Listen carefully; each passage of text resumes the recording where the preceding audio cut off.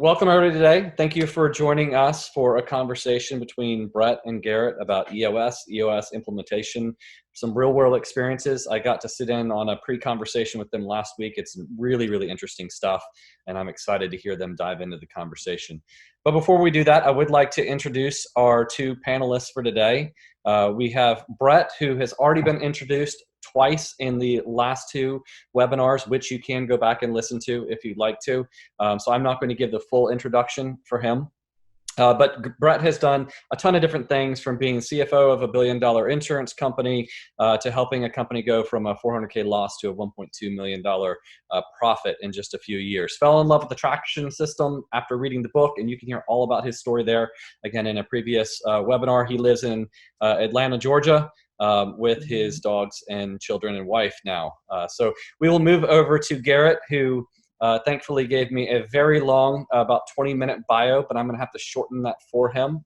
So I will shorten it down to what I know about Garrett, which is that he has been with Badger Rental for 15 years. He's actually the third generation to run Badger Rental. He's been the president and CEO since 2017. Garrett, you're also on the Area of Georgia board, are you not? That is correct. And he's on the Area of Georgia board. He's a stock car racer, which you can see behind his head. To his right is a giant trophy. That's a national stock car trophy back there. He is an offshore fisherman, just finished snapper season. I'm not sure if he has any awards in that one. But if he'll move just a little bit to the left, we can see his other trophies, which are for barbecuing. Is that correct? You've never done a barbecue competition that you've lost, have you? I've won every single barbecue competition that I've ever entered. And how many have you entered? One. And how many have you won? Very good. Dust. He also calls him a technology aficionado, or in his words, tech head. He's a longtime industry advocate, very active in peer groups, and we are excited to have this conversation between the two of them. We will be doing some Q&A sometimes throughout, but mostly at the end of this. So if you have any burning questions for Garrett or Brett, that their conversation spurs, please ask that in the Q&A box, and we will get to that. The initial part of this, or the first half, is probably going to be conversation, mostly between the two of them, about Garrett's implementation. With Brett's got some prepared questions that he's going to go through with Garrett, and then they're really going to dive deep into some of the brains and the working parts of the EOS implementation process. And so from that, gentlemen, I will mute myself and my video and let you both take it from there. Thank you, Josh. All right, thank you.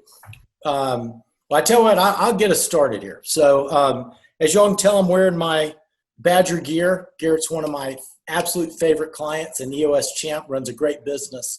So I'm super excited about this. Other than they say in the performance world to never share a stage with animals or children. And named after an animal, sometimes acts like a child. So I'm at a little risk here, but I'm confident this is going to work out. So are you ready, Garrett? I'm ready, man. Let's do it. All right. So do this for us, please. Give us a little background. Give us kind of the 3-minute on Badger, how it started, how you came to run it, and don't be bashful. Tell people how successful you've been. Sure. So Badger Rental Services is a third-generation family-owned and operated business down here in Savannah, Georgia, where we provide the greater Savannah area with quality construction equipment rental. And the business actually started under a oak tree that is located about 300 yards outside of my home's front door on a piece of land that used to be a campground, which was my grandfather's first business. That didn't work out. So he took a job in a local paper plant and noticed that, there was such a growing need for rental equipment here in the area.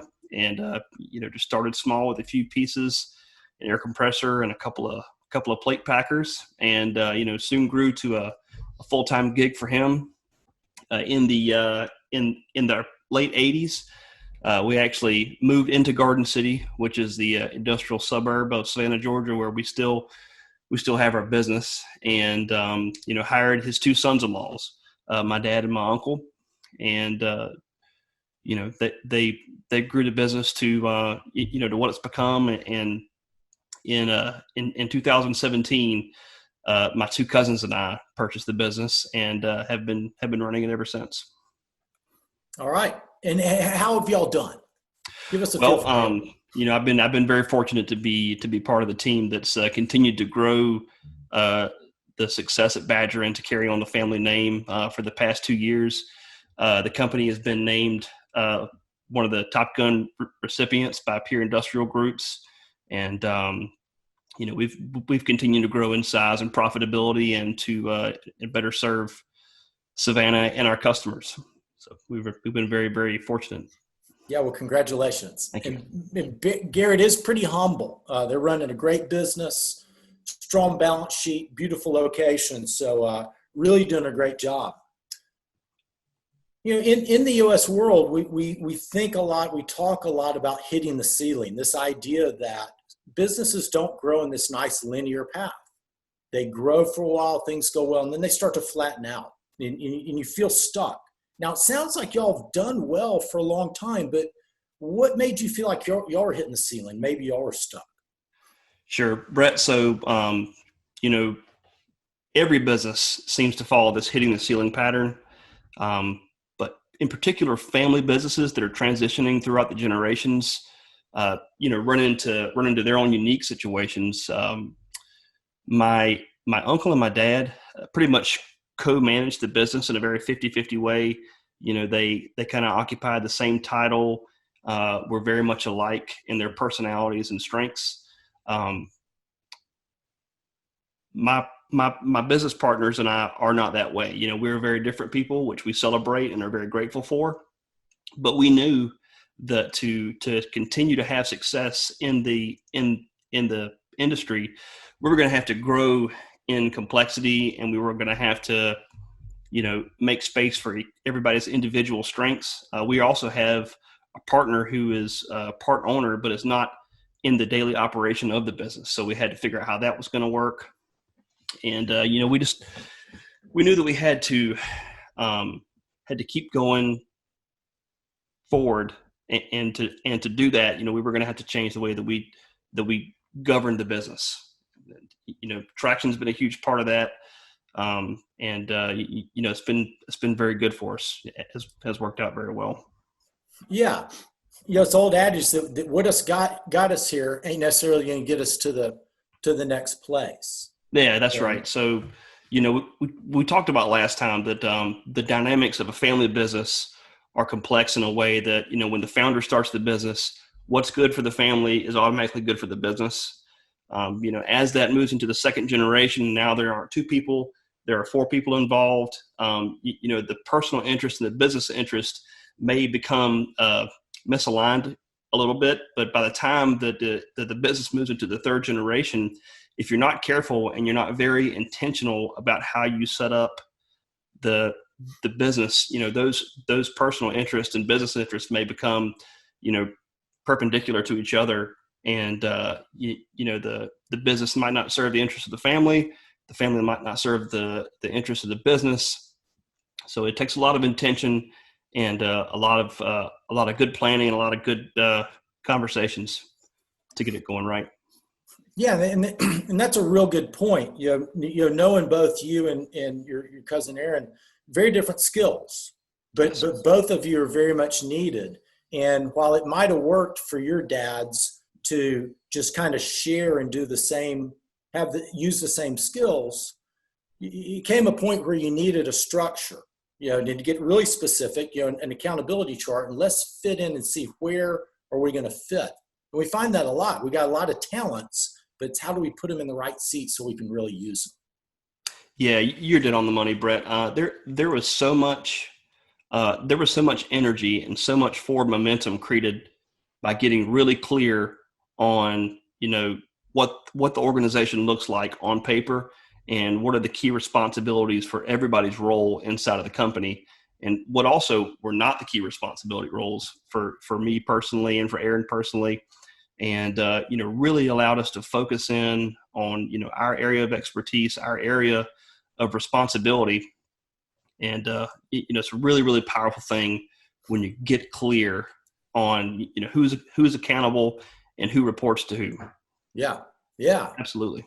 Well, back us up just a little. So you guys took over the business, ran it for a couple of years. At some point you said, we need a system or we need a different system. Sure. Then what was your decision process after that? How did you end up, or no, I'll just let you take it away. What was your process after that? Well, Brett, I'm a natural reader. I love business books. I love nonfiction. And as a company, we really connected with the ideas of books like The E-Myth Revisited and Good to Great, 7 Habits of Highly Effective People. And every time we would try to take a strong system like that and implement it into our business, we always found that it was a little too complicated or a little too intellectual. And we really had a problem taking those really good ideas and concepts and putting them into a very practical daily operation that would benefit Badger, from the top of the organization all the way down to the bottom, to get us the forward momentum that we needed. When I was in one of my peer group meetings, I'm a part of a peer group through peer group. Oh boy. Peer executive group. Peer executive group. Thank you very much. Sorry, Dan. We talked about this book called Traction, and I picked it up and read it. And, it seemed to be this great distillation of, all the best ideas from the E-Myth Revisited and from Good to Great, with a lot more practical insights that we really felt like was, were powerful enough to make a difference, but we're also very practical in a way that I felt like me and my team could execute very well. And, on top of it, comes with a pretty fantastic implementer. This guy named Brett. Yeah, always go with the bold ones. It's always right. It's always my belief that that's where you can get the best bang for your buck. That's right.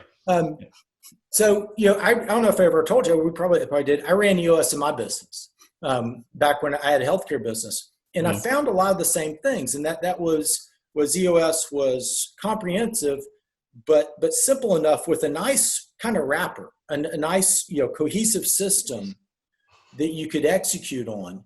And one of the things that it took me a while to get my arms around this, but once you get the execution framework put in place, all those other books and nuggets, you can use all those within EOS. Absolutely. So if you learn something about incentive systems from the great game of business, pull that into EOS, make it a rock, and you can execute on it. Yeah, that's right. Something else that was really powerful for us, and that really made the decision to go with EOS and Traction an easy one, is I had already known so many people in my peer group that had started the Traction process, and I'd seen all the benefit that the added clarity and energy that the Traction process gave those guys. We were eager to give it a try. Good. Yeah, and what we find is that a lot of times people in peer groups do better with these systems because they're always focused on improving their business. Yes. So, don't tell anybody, okay, but EOS doesn't make your business great. Okay? You make your business great. EOS just gets rid of the issues and the noise that keeps you from executing. So when you have a group of people like that, they're focused on improving their business, a lot of times it rises to the top. Absolutely. So we've been in this process for a while. We started kind of right before Christmas. Give the group a feel for where we are. Let's just start there. Where are we in the process, and what do you feel like right now? Yeah, well, like you said, we've been hard after it for 8 months now, and I would consider us as a leadership team. We've got all the big tools in place. We've got our vision laid out for the company. We have we have all the big stuff in place at the leadership team level, and then we began to push the Traction tools down to the rest of the company in the last month or so. Good. So, yeah. Good. Yeah, and so for those of you out there thinking about EOS, almost everything in the system is let's build it and then make sure that we implement it throughout the business. So the vision or any other parts, not just for the leadership team, it's for the whole company. And the way we approach this is about a 60 to 75 day sprint to get the foundational tools, the vision traction organizer, get clear on our vision, learn how to set rocks, get meetings in place, write scorecard, start getting the traction we want, and then rolling it out through the business. So you're kind of in those early stages. So what's it been like? I mean, what's the process been like? Yeah, well, it's been great, man. It's been a lot of work. It's been a lot of doing the kind of work that I'm not used to doing, but that I should be doing. So it's traction is a wonderful way of making sure that as CEO, I'm spending enough time working on the business, instead of getting sucked into the daily operation of working in the business all day long. And I think without a system in place, unless you're a very disciplined person, which I'm not, you have a tough time, spending enough time working on your business. Mm-hmm. And why is that? Because you said the kind of work that you should be doing as opposed to you want to be doing. Why do you get sucked into the day-to-day? Well, the things that are urgent always have a really hard pull on your time. So the phone's ringing, the sales counter's got people standing there. There are problems in the maintenance operation. You get all these things going on, and you feel a tremendous pull to go out there and help. Because you feel like it's your job to lead and to be out front. And if you're not careful, all those urgent things can rob you from spending time on the important things. And before you know it, you look back and, all the important work that you should be doing that only you are truly equipped to do, as the CEO, didn't get done because of the, I call it the tyranny of the urgent. Yeah. Just always this constant gravitational force to suck you back in. And, EOS has really given us a powerful mechanism in the weekly meetings and in the quarterly offsites to really, really, really help me refocus and reframe, hey, listen, my job is to work on the business. So it's been a really, really helpful thing for us. And it's let us achieve things that we have spent years trying to achieve in just, 8 months. I mean, we've made more progress on the big picture, really important stuff at Badger Rental Service in the past 8 months than we have, the other 3 years that I've been in charge. Yeah. Well, it's a great observation, especially those leaders that care about their employees and care about their customers. Those are the ones that are at risk of getting sucked into the day-to-day because they don't want anybody to suffer. And what we find as we go through this is with the right structure and processes, it's not easy, right? It doesn't just happen. Right structure and processes, you empower other people to do that stuff and do it really well so you can work on the things you need to. And the truth is, they're dependent on you to work on the business because if you don't have a business in 2 or 3 years. That's right. So yes, that's critical stuff. So critical stuff, especially in these times, Brett, and we talked about this, during this pandemic when our rhythm as a leader is interrupted, either by, not being able to visit that coffee shop once a week and get into a quiet place where you can think, or not being able to, take the time to work on your business because, you're short staffed and you're really busy, or, however this thing has impacted people. It's more important than ever to be able to have a strong mechanism like EOS to be able to make sure that I am spending the time that I need to spend on the things that are most important. Yeah. So going through the pandemic, share the example you talked about the other day. How having a scorecard, one little tool, really changed the way you think about things. Absolutely. So, everybody here on this webinar is in the rental industry, I'm assuming, and if you're familiar with the concept of sometimes when you're really busy, you're not really profitable. And when you're really profitable, sometimes it doesn't look really busy in the showroom. The phones aren't ringing off the hook. But the reality of the situation is most of your equipment is out on a job site. no major problems are going on, and it's on rent, and that's a good thing. But when the phone's not ringing and there aren't customers in the showroom, it can feel like you're slow. And, that makes it really, really dangerous to try and just get a vague idea of how you're doing based on your perception of what you see out there, in your business. And in the coronavirus pandemic, that feeling of not knowing and the anxiety that it can cause has been ratcheted up even higher. So having a tool like a scorecard, which for those of you who don't know what a scorecard is, it's just 5 to 7 numbers that are really important to your business. That if you had to run your business on an island, what are the most important things that you need to know, about your business and how it's doing. And that scorecard has been invaluable for me and my leadership team, because, we're not guessing. We're not running off of how we feel or how we think. We're looking at concrete data to let us know, hey, listen, things are actually a little bit better than we thought. Let's keep going. Or, if things get bad, we can catch it quicker than we would have otherwise, and make better plans around it. And the scorecard has gained me lots of hours of sleep and has provided us with lots of good actionable data, throughout this 4 months that this has been going on. That's probably the one tool that I've been most grateful for during this pandemic. Yeah. Well, that's a great observation. You hear the term read and react. Read, react. An athlete might read, react. When I ran my business, I just reacted. No reading. And so if you react before you read, or react in the absence of data, you just end up whipping your organization all over the place.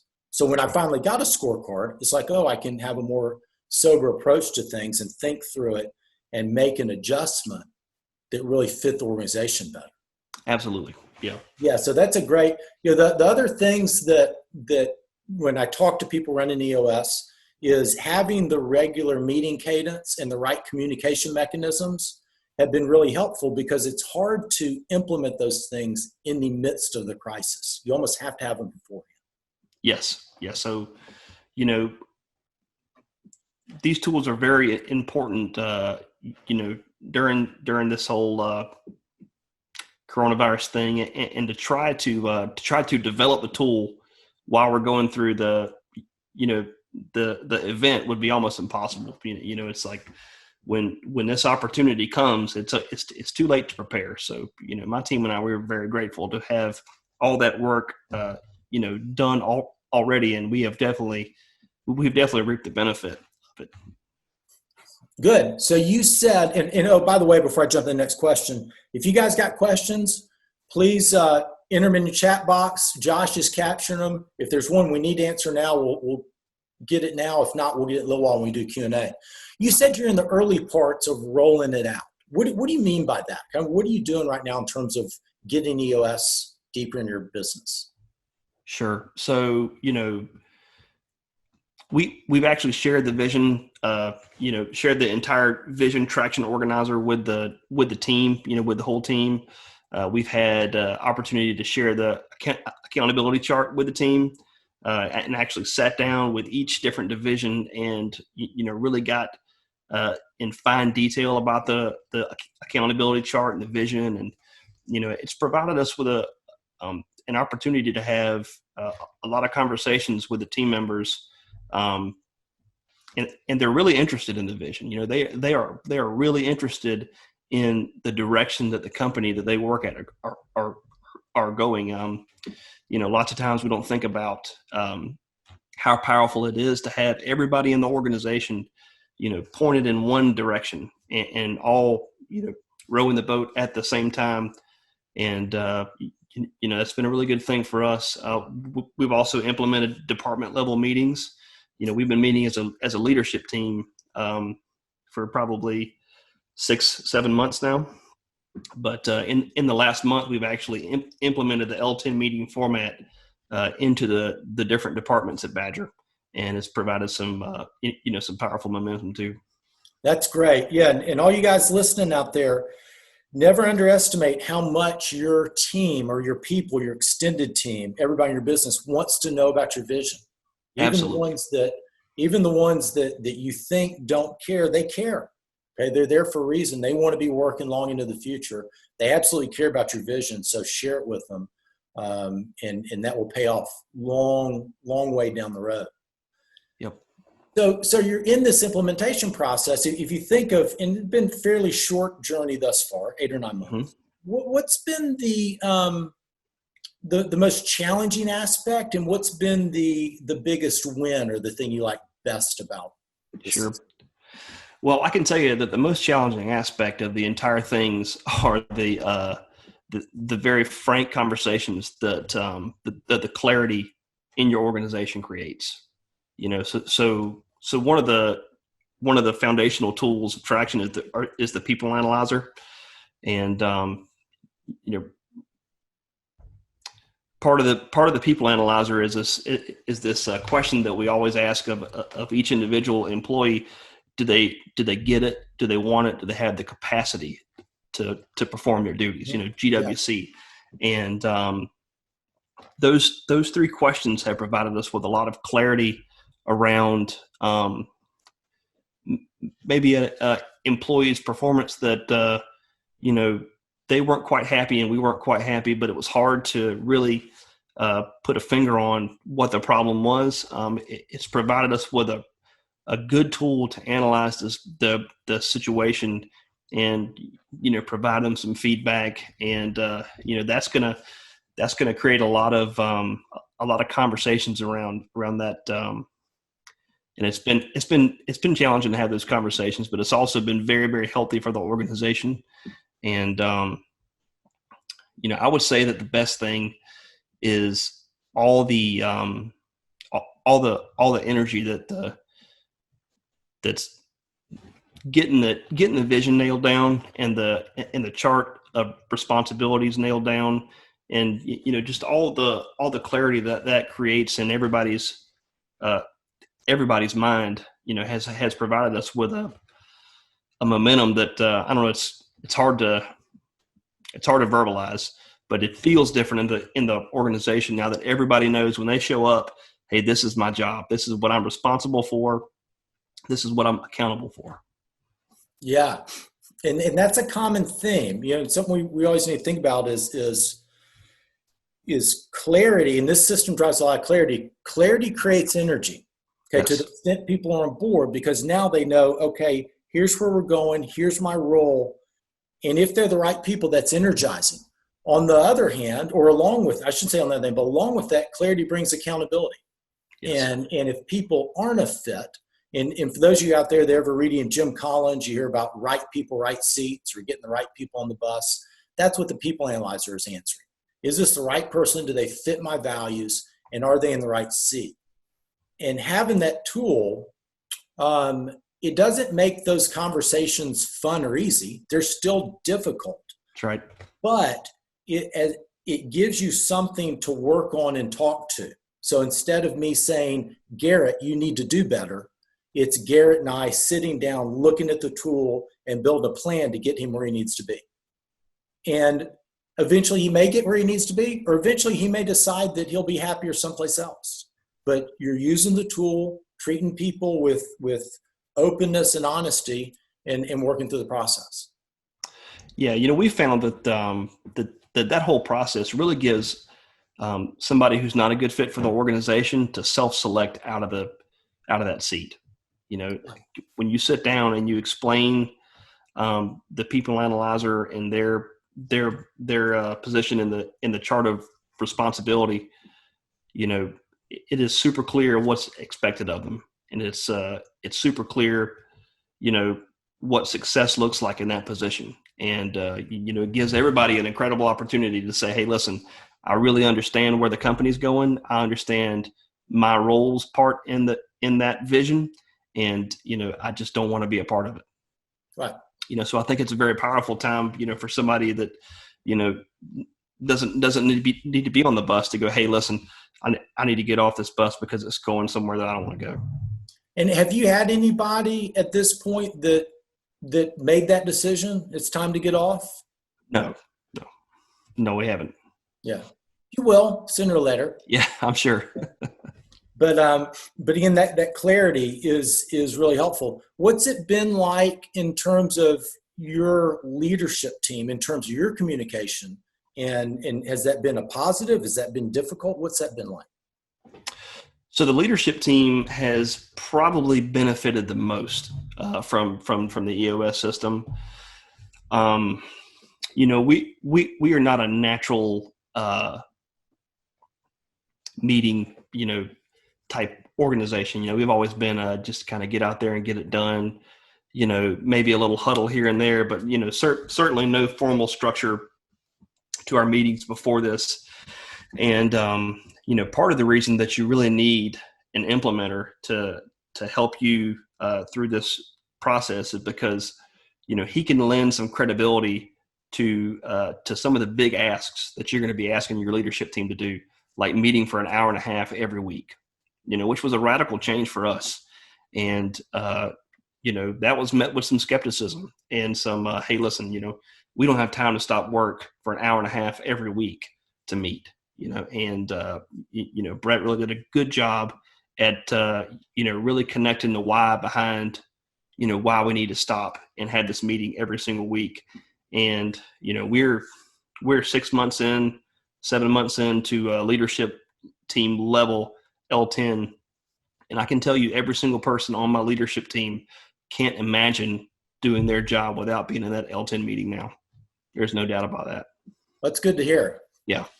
What's the saying in traction? In the beginning, they may fight it, but later they'll fight for it. Yeah, absolutely. Yeah. So my leadership team fights for that L10 meeting. Yeah, good.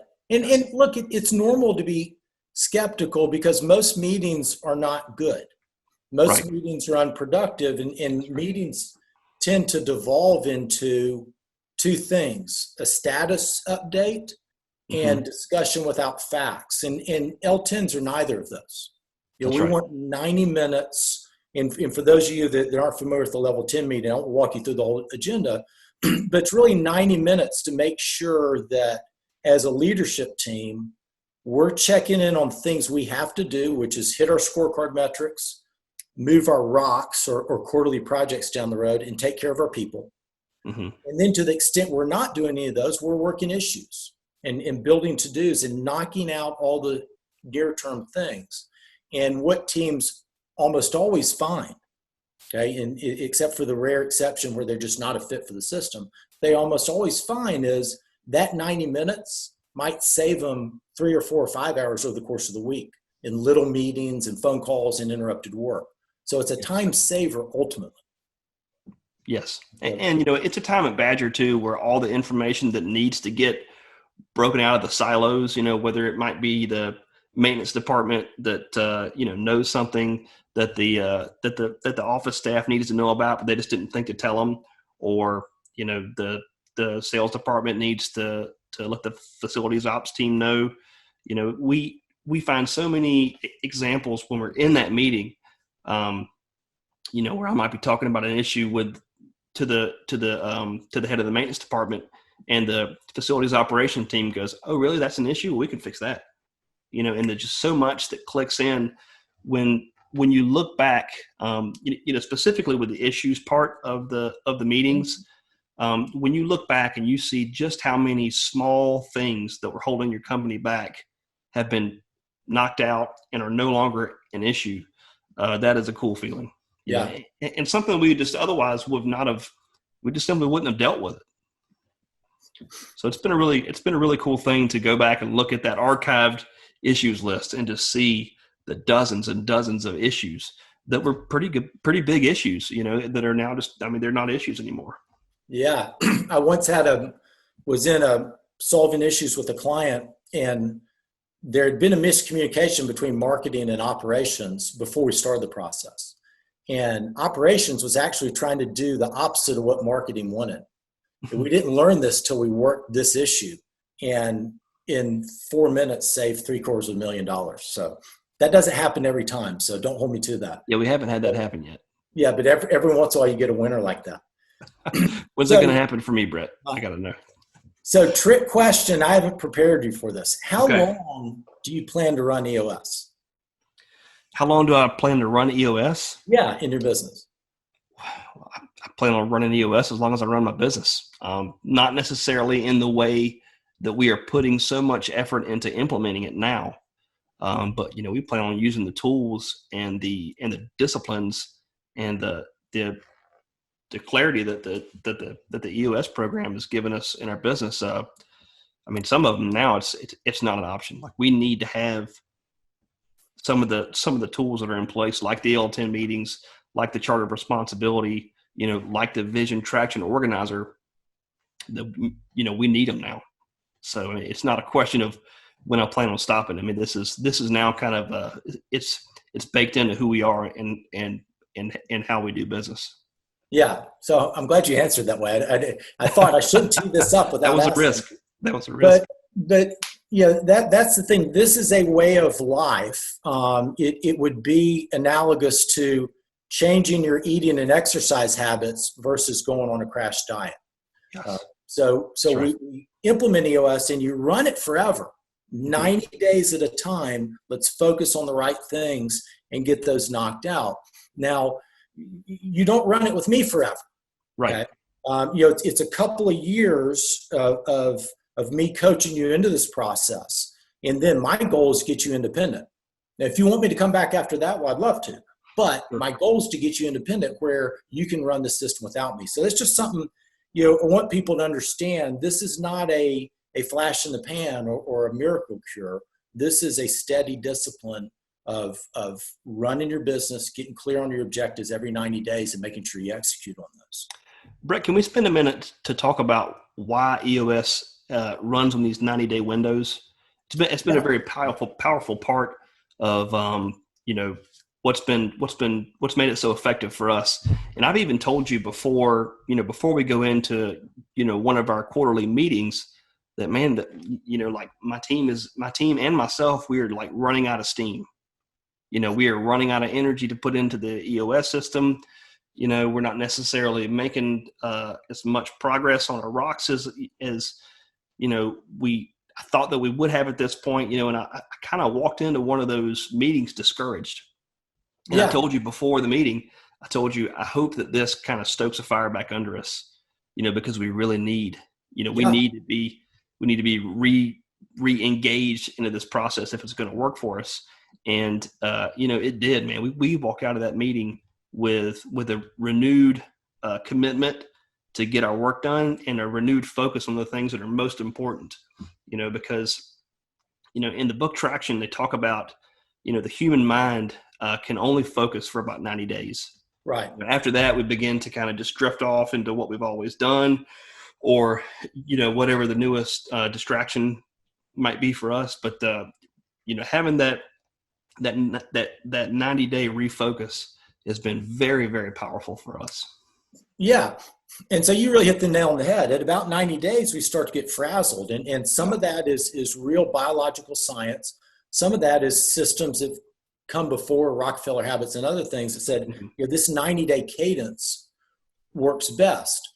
It also happens to be kind of a great rhythm for taking annual goals and breaking them into manageable chunks. So not only is this the right amount of time for us, but when we have annual goals, usually we want to break those into 90-day chunks because an annual goal is too big.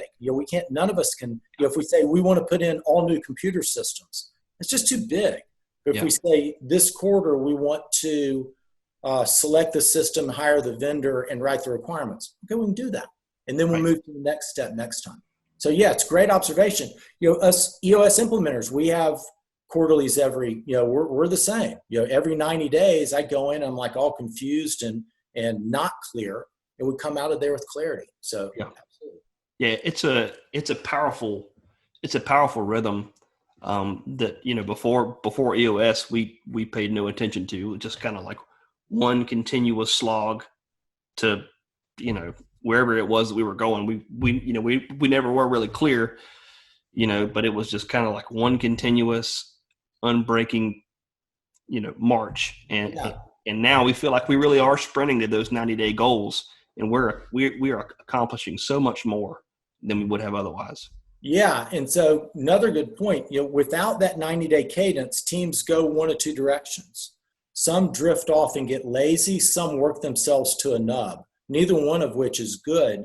And so that 90 days, it gives us a chance to, one, celebrate, pat yourself on the back. You got a lot of stuff done. A lot of times we'll have teams that may have set 9 rocks and they got 6 done. Well, that's only 67%. But we got 6 things done, 6 big things done for the business. That's more than you got the last 3 years. So it's really, not speaking to your team specifically, but it's really powerful in that respect. Absolutely. Whenever we leave the meetings, I always feel like, well, maybe I wasn't aggressive enough setting my rocks. But then, when I get into it, I'm like, no, this is enough. I'm glad that I kind of exercise some discipline and not overcommitting ourselves to too much in those 3-month windows, because then we could really do a good job at what we committed to. Yeah, and you're still early in the process. Over time, the system will reduce the variability in your processes. You'll have less unexpected stuff popping up, and you'll have a better feel for how much time you really have to focus on rocks. Yeah. Early days, well, we still got a lot of variance going on, and we got to keep working the system. Yeah, very good point. Very good point. Yep. So if you look out in the future, how do you see EOS affecting your business in the long run? How's it changed the way you look forward is maybe a better question. Sure.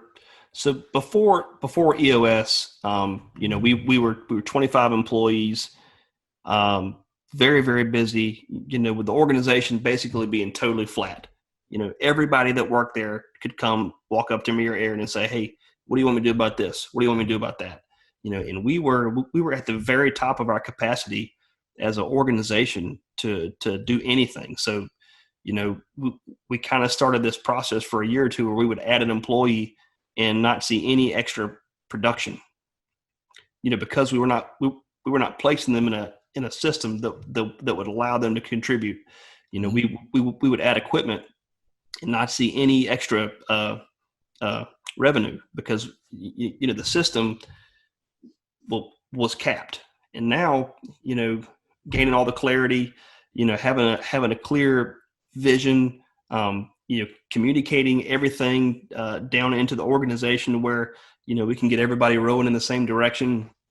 It's provided that extra capacity for us to grow into the future that we want, without killing ourselves, without living at the office. So Aaron and I, we do not envision a future where we're working 80 hours a week. We want to be able to go out and spend time with our families, while they're still here in our homes, and to be a blessing to our communities in other different ways. We expect that this EOS system is going to allow us to accomplish the goals inside the business, without sacrificing ourselves. Yeah.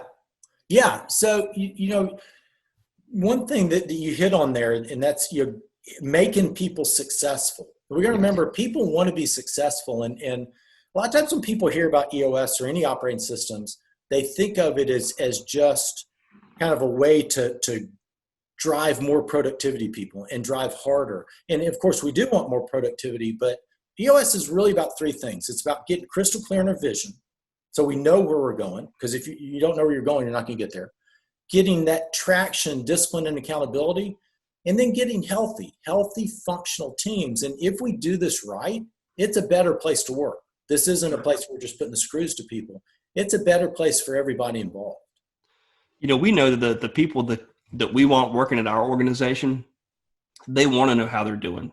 They want to know what they can do to be a better team member, and they want to move up the organization. They want to be promoted, and they want to work for a place where if they work hard and if they do what they're asked, they'll be rewarded for it, and that they'll be appreciated and have the opportunity to work in their strengths. And we plan on being that place at Badger, and without the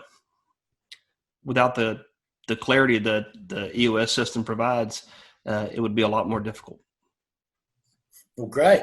Yeah, good to hear. Oftentimes I'll ask business owners, are you making all the money you want, growing profitably, working with the team you love, and with enough time to take care of your family and other stuff? And a lot of times we think we can only have one or two of those. You absolutely can have all three. You got to get the right system. It takes a lot of hard work. That's right. So before we turn over to Q&A, tell the group, what advice do you have? Somebody's thinking, maybe they're feeling stuck, thinking maybe choose a system. What advice do you have? Well, I'm very aware that, EOS is not perfect for everybody. There are some companies out there where it's just going to be too much work, and it's going to be too big of a commitment for the leadership team to go through. But I would say that you owe it to yourself to read the book, to read Traction. I know there are several other great books. How to be a great boss is one of the other books by Gino Wickman that we really gained a lot of inspiration from. And even if you only gain an insight about one tool and that helps your business, it's going to be so worth it. But I would say that everybody should get in touch with an implementer. There are implementers all across the country, and they'll sit down with you for 90 minutes just to have a conversation about what EOS is, ask some questions about your business, and see if it might be a good fit and worth exploring. And it might not be right for everybody, but I'm very, very glad that we did. Well, good. And I guess I would just re-emphasize what Garrett said about getting in touch with an implementer, which sounds self-serving, but it's our job to help you whether you work with us or not. And so I couldn't be more adamant about that. I would rather help somebody and have them not use me than not get the chance to help them at all. So look, if you want to learn about the system, how you can even implement one or two tools yourself, find an implementer. All right, good. So we got about 10 or 11 minutes left. So let's answer a few questions. I hope there's some questions out there. Let's do it.